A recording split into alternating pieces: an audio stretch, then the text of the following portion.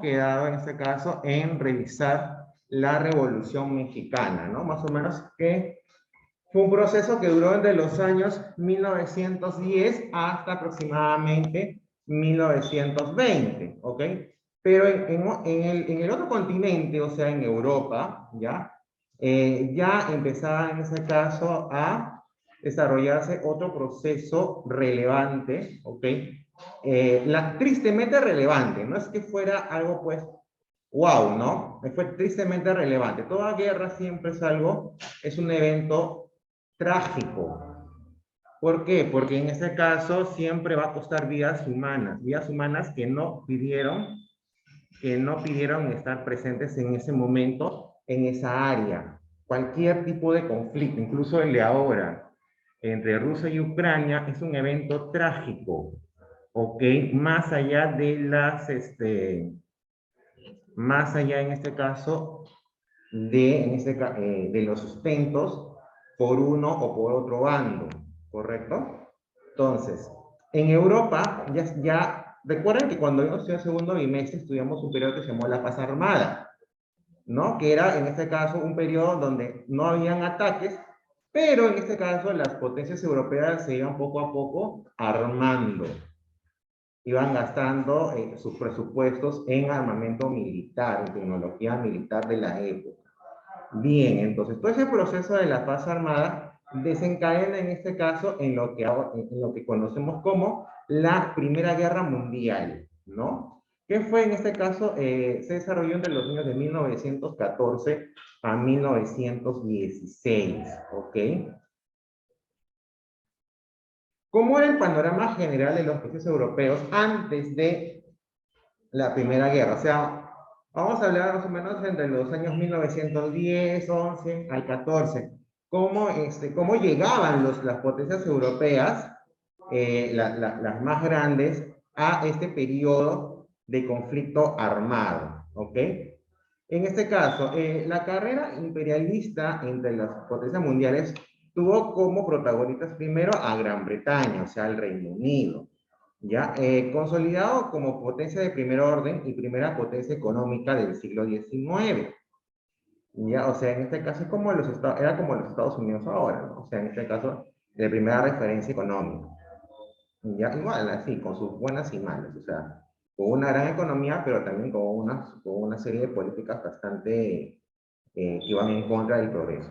Ya, bueno, el progreso para unos pocos nada más, pero para el resto nos venía muy mal. Entonces, sus dominios de Gran Bretaña comprendían más de 300 millones de kilómetros cuadrados, que era prácticamente la cuarta parte de la superficie terrestre. O sea, no solamente, o sea, nosotros pensamos que Gran Bretaña solamente es el pequeño o la isla grande que está como que al norte de Europa. No. Gran Bretaña ha sido, o es incluso hasta ahora, es un estado colonialista. Entonces, ha tenido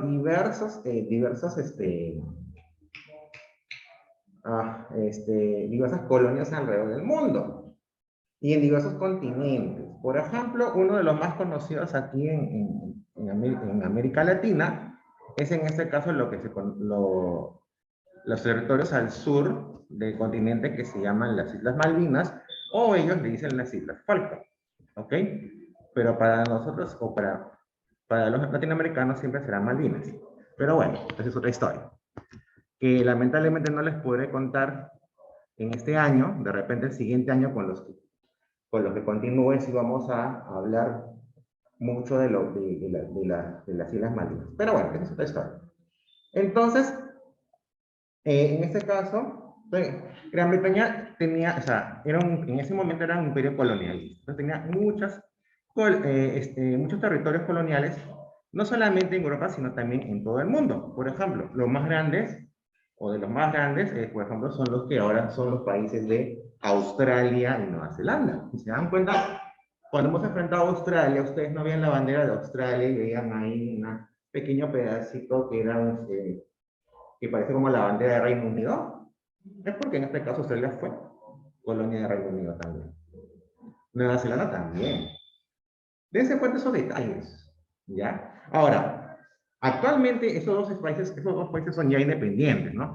Pero, siempre hay un pero, ¿ya? Son independientes, pero a la vez pertenecen a la comunidad del Reino Unido. Es decir, incluso hubo una noticia hace poquito, ¿no? Una en Nueva Zelanda, si es que no, en Australia fue, si es que la memoria no me falla. Que, por ejemplo, en ese caso, una congresista, ¿no?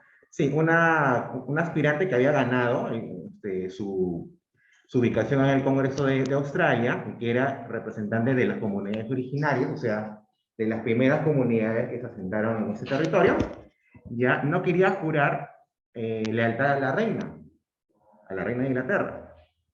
¿Ya? Entonces, en su juramento no quería jurar lealtad. Y le tuvieron que volver a tomar el juramento y ya a regañadientes tuvo que hacerlo.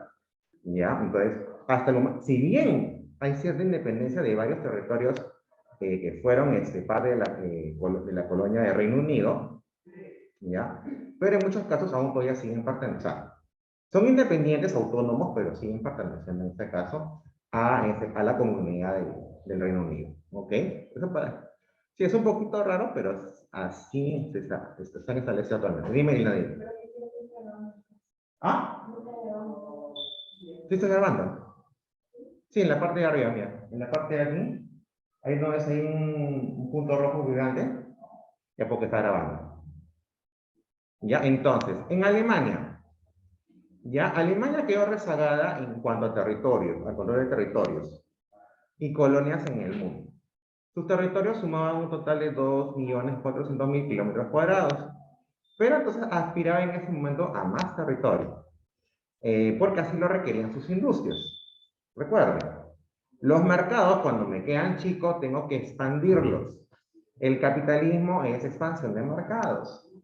Si ya cubría, abastecía el mercado interno, tengo que empezar a crecer, en este caso, exportar mis productos a más territorio. Entonces también una de las formas de poder expandir ese capitalismo era en este caso colonizando los territorios. Ese es el capitalismo que actualmente nos gobierna. Pero bueno, el imperio alemán no se resignaba a llevar un papel secundario, ¿ok? Y deseaba en este caso un reajuste de nuevos territorios, quería más territorios, ¿no? Entonces tenía en este caso Alemania una aspiración imperialista. En cuanto a Francia, otro país beneficiado con el reparto colonial, tenía el deseo de recuperar en ese momento Alsacia y Lorena, que perdió, ¿no? Luego en este caso de las guerras franco-prusianas, ¿ok? Entonces, ¿cómo definir a la Primera Guerra Mundial, ya? Como el primer conflicto de carácter imperialista del siglo XX, es decir, era el enfrentamiento de territorios o en este caso, países que colonizaban otros territorios a nivel mundial, ¿ok? Aconteció entre los años de 1914 a 1919 y que enfrentó a dos tipos de agrupaciones. Los primeros agrupados en la Triple Entente contra los integrantes de la Triple Alianza. Siempre hay un pretexto para inicio de una guerra. ¿Cuál fue el pretexto en esta ocasión? O sea, no es que este pretexto haya originado la guerra. ¿No? Todo eso ya estaba preparado. Solamente era encontrar el momento exacto para que, ¡boom!, empiece a explotar todo. ¿Correcto? O sea, no es que pasó este acontecimiento, entonces los países empezaron a armarse. No, los países estaban armados. Los países ya estaban armados. Entonces no querían ver quién prende la mecha para que explote todo. Ese en ese caso era el pretexto. Entonces, si por cualquier cosita, ¡pum! ¿Correcto? Entonces, pero ya todo estaba ya armado anteriormente. Entonces, ya me gustó un proceso donde en la paz armada, ¿qué pasaba? Todos empezaron a armar, empezaron a comprar armamento. ¿Por qué? Porque obviamente iba a haber un conflicto. Alemania tenía aspiraciones imperialistas. Ahora, tampoco que Francia sea pues en los buenos, tampoco. Ojo, Francia también tenía territorios coloniales, sobre todo en África. ¿Por qué creen que en el servicio naval de Francia hay mucho africano o de origen africano. Sudán, Carembe, porque en este caso es parte de las, ellos migran ya como parte en ese caso de que supuestamente fueron territorios coloniales.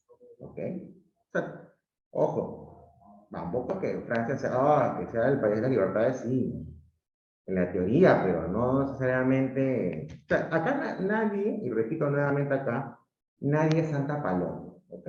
Nadie es Santa Paloma. Todos tenían, en esos tiempos, tenían aspiraciones coloniales. O sea, en este caso, conquistar, o sea, expansiones, perdón, deseos expansionistas, ¿ok? Entonces, hay esa necesidad de, en este caso, expandir territorio. Entonces, el pretexto fue el atentado en Sarajevo. Sarajevo es una ciudad, si no me equivoco, Serbia, ¿ok? Que queda en Serbia, ¿ya? En la actual Serbia, que es un territorio de los Balcanes. Eso es un territorio balcánico, de lo que fue la antigua Yugoslavia. Te dan una idea. Entonces, en este episodio se produjo el asesinato del archiduque Francisco Fernando, heredero del trono austrohúngaro y de su esposa, la condesa Sofía Chopek, en manos del serbio bosnio Gavrilo Princip, quien era integrante de la sociedad secreta Mano Negra. La importancia del atentado. Este atentado conmocionó a las cancillerías europeas, ¿ya? Pero solo Austria-Hungría vio en él un motivo para romper relaciones con Serbia y buscó el apoyo de Berlín, o sea, de Alemania. Serbia recibiría la ayuda de Rusia, Francia y Gran Bretaña. El motivo del atentado, la ocupación de Bosnia por parte del territorio austrohúngaro, lo que provocó el rechazo de los pueblos eslavos. ¿Qué era la Mano Negra? Fue una organización terrorista nacida en el año 1911, llamada también la Unión o Muerte, que luchaba por la creación de una gran Serbia. Más que todo era un grupo nacionalista, ultranacionalista. ¿Okay? En 1914 contaba con unos 2.500 miembros, entre ellos Gavrilo Princip, el asesino del archiduque austriaco Francisco Fernando, lo que desencadenó la Primera Guerra Mundial. Las causas, el imperialismo económico, o sea, el control de los mercados y las fuentes de materias primas por parte de las potencias industrializadas. Por ejemplo, Alemania e Italia no habían sido favorecidos en el reparto colonial a fines del siglo XIX y en los primeros años del siglo XX. Por ello, la guerra fue entendida como una solución planteada por las economías rivales. O sea, Italia y Alemania, al no tener grandes territorios, entonces tenían que importar materia prima a precios más caros. ¿De dónde sale la materia prima? De las colonias, pues, señores. ¿De dónde más va a salir? Recuerden, el capitalismo es maximizar ganancias. Para maximizar ganancias, ¿qué necesito? Materias primas más baratas. Materias primas más baratas. Y mercados que compren. Mientras más mercados me compran, más gano yo. Ese es el interés capital. Al capitalismo no le importa sus consumidores, por si acaso. Por eso nos venden productos de dudosa calidad. A ellos lo que les importa es la ganancia. Y no es para esto, no es una expresión de resentimiento, para nada. Pero tenemos que hablar las cosas como son. ¿Ok? Entonces, mientras que Francia, Gran Bretaña, tenía en ese caso grandes territorios y por ende podía en ese caso producir productos, para la redundancia, a menor costo, Alemania e Italia no, pues. Entonces necesitaban expandir territorios. Y es por eso que se genera en ese caso, se preparan para este motivo. El espíritu nacionalista europeo, las reivindicaciones nacionalistas, ¿no? Sobre todo en la región del sureste de los Balcanes, que le llamamos el polvorín de Europa. ¿Por qué? Porque en este caso son territorios de constantes conflictos. hasta la actualidad incluso, ¿no? Por algo, por ejemplo, actualmente Kosovo es un estado que quiere independizarse de Serbia, ¿no? Y si bien en este caso es un territorio autónomo con reconocimiento limitado, es decir, que muy pocos países lo reconocen, ¿ya? Pero aún todavía en esa área todavía existen evidentes conflictos. Los pueblos y las naciones de los Balcanes reclamaban autonomía e independencia, y las grandes potencias mundiales como Gran Bretaña y Francia explotaron aquellos hechos de su historia que fomentaban el revanchismo, el recelo y el resentimiento contra sus vecinos. De esta forma buscaron asegurarse el apoyo de sus poblaciones con el pretexto de la lucha por la patria. Muchas veces el nacionalismo, ya cuando tiene fines ocultos, pasa esto, ¿no? Llevan a ciertos extremos que al final, en este caso, lo que genera solamente es que se trabaje para las grandes potencias. La formación de bloques políticos y militares, ¿no? Durante la paz armada. Entonces, les decía que en este caso, en la Primera Guerra Mundial se enfrentaron dos bloques. El bloque de la Triple Alianza, que eran los imperios centrales. Querido, por favor, ¿qué estás haciendo? Ay, ya, bueno, te recomiendo escuchar, pero si quieres copiar. Pero si estás copiando ahí, bacán. Ay, pobre que me traes otra cosa. Ya, entonces, la Triple Alianza era en este caso la agrupación de los imperios centrales, es decir, Alemania, Austria, Hungría, que están juntos, ¿ok? Que es un solo territorio. Italia, ¿no? País que en 1915 toma posesión por la Triple Alianza, ¿ok? Porque en este caso tenían similares objetivos que Alemania. A este bloque se suman el Imperio Turco Otomano de 1914 y Bulgaria en 1916. Al final estos terminan derrotados. Y la Triple Entente, en este caso, que conforman Gran Bretaña, Francia, Rusia, que se retira de la guerra en 1918, porque en este caso se desarrollaba la Revolución Rusa, ¿ya? Entonces no podían estar en dos frentes. Necesitaban, en este caso, poder consolidar la Revolución Rusa, por eso que se tuvieron que retirar. Y se suman posteriormente a este bloque, pues, el resto, ¿no? Estados Unidos, Italia, ¿no? Pasa de un bando a otro bando, Serbia, Japón, Rumania, Australia, Canadá, Nueva Zelanda, Sudáfrica, Bélgica, Grecia, Montenegro, Portugal y en ese momento la India británica. Recuerden que la India como tal, en ese momento no era independiente. Entonces se le consideraba como la India británica. Y adivinen pues quién lo colonizó. Gran Bretaña, ¿no? Y en este caso, esta es una imagen, es un gráfico, ¿no? Los que están en rojo son, en este caso, el bloque de la Triple Alianza. Más que todo era el área central, ¿no? El Imperio Alemán, el Imperio Austrohúngaro, ¿no? Bulgaria y el Imperio Otomano. Y posteriormente los de color crema o verde petróleo son aquellos que pertenecen al bloque de la Triple Entente, como por ejemplo el Imperio Ruso, Reino Unido, Bélgica, Francia, Suiza, Italia, ¿no? Los países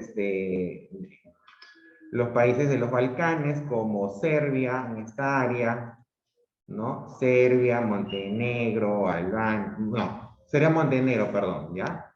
Serbia, Montenegro, ¿ok? Rumania también perteneció a la tripletente, ¿ya? No, sí, perdón, sí, a la tripletente, ¿ya? Entonces, ya, estos países en este caso eran, o sea, este es el área, este es el polvorín que le llamamos el polvorín de Europa, ¿ya? Entonces, el área de los Balcanes. ¿Qué otro color? Ah, este está, no, este está peor. Ah, este está mejor. ¿Ya? Entonces, este es el área de los Balcanes, ¿ok? Se llama el polvorín de Europa, ¿correcto? ¿Ya? Entonces, ahora, si ustedes ven, hay algunos países que han sido neutrales, ¿ok? Como por ejemplo Noruega, ¿no? Que está en la parte alta, ¿ok? Noruega, Suecia, o sea, los países nórdicos, Dinamarca también, Holanda, o sea, no le siguió a su par Bélgica, ¿ya? Y España y Marruecos, ¿ok? En este caso ya, más que todo por no, ¿qué pasaba? Que estos, bueno, en el caso de España, que es el que más recuerdo, ya, el tema con ellos no es que no quisieran integrar el bloque. El problema era que si tú integrabas un bloque, te estabas en riesgo de que el bloque rival, te hiciera polvo. O sea, te pudiera invadir, te pudiera atacar y todo eso. Hay países que al no tener la suficiente, en este caso, el poder militar para poder atacar y defenderse, prefirieron ser neutrales. ¿Ok? Otros más que todo también por cuestiones ideológicas, como por ejemplo Suiza. Suiza es un país neutral por excelencia. O sea, tanto en la Primera como en la Segunda Guerra Mundial, Suiza, ya, ¿cómo se llama? Prefirió ser neutral. Ya, prefirió ser neutral. O sea, no, ni fue contra, ni se unió a la Triple Entente, ni tampoco a la Triple Alianza. Ni en la Primera, ni en la Segunda Guerra Mundial. ¿Ok? Entonces, incidentes ocurridos tras la crisis de julio o de Sarajevo, ¿no? Entre los principales, la policía, el 9 de julio, la policía austrohúngara descubre indicios de que Serbia estuvo implicada en el atentado contra el archiduque Francisco Fernando. Luego viene un ultimátum de Austria-Hungría a Serbia. Posteriormente, el 23 de julio, se movilizaron tropas de Austria-Hungría a Serbia. La declaración de guerra de Austria-Hungría a Serbia. La movilización de tropas rusas contra Austria y contra Alemania. El 31 de julio se movilizaron, hubo una movilización general de tropas de Austria-Hungría. También una movilización Alemania a Rusia para detener su movilización, o sea, un choque. Ese mismo día se produce el ultimátum alemán a Francia para que se declare neutral.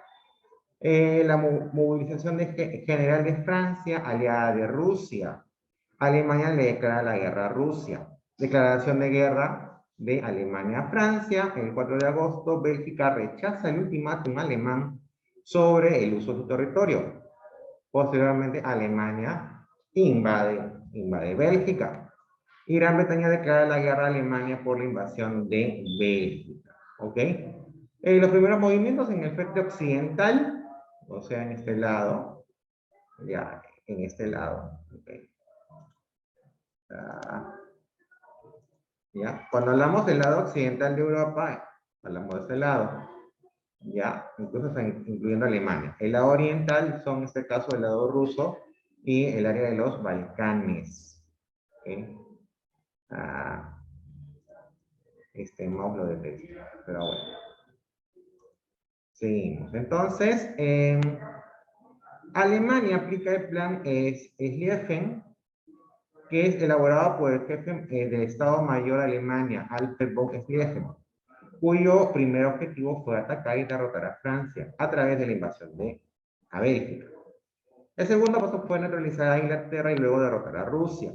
El ejército alemán llega hasta Senlis, que está ubicado a unos 25 kilómetros de París. Se produce la primera batalla de Marne, lo que es considerado como el milagro de Marne, entre el 5 al 12 de septiembre de 1914. Francia derrota a Alemania y lo obliga a retroceder. En el frente oriental, Alemania vence a Rusia en las batallas de Tannenberg y en los lagos masurianos.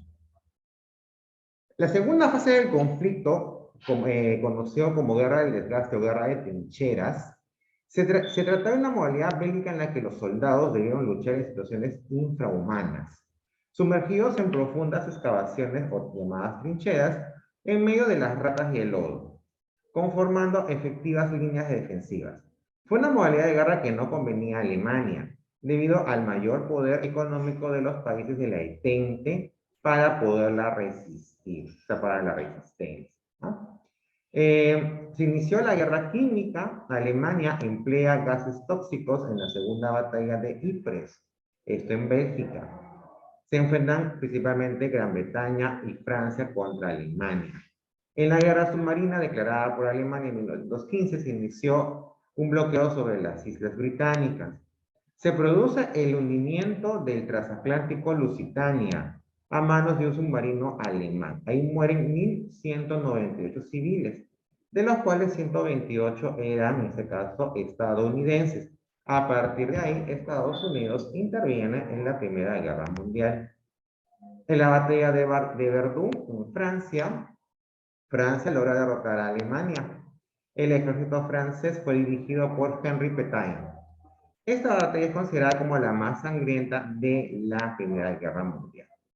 En la batalla de Somme se enfrentan Inglaterra contra Alemania y es considerada una de las más sangrientas batallas de la Primera Guerra Mundial. Al culminar el ataque en noviembre de 1916, las bajas británicas eran 400.000 soldados.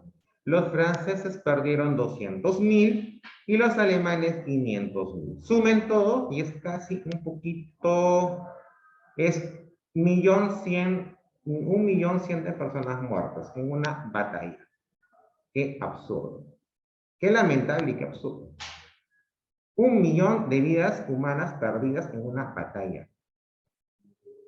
Y solamente por, en este caso, hambre de mayor dinero y mayor expansión de territorios.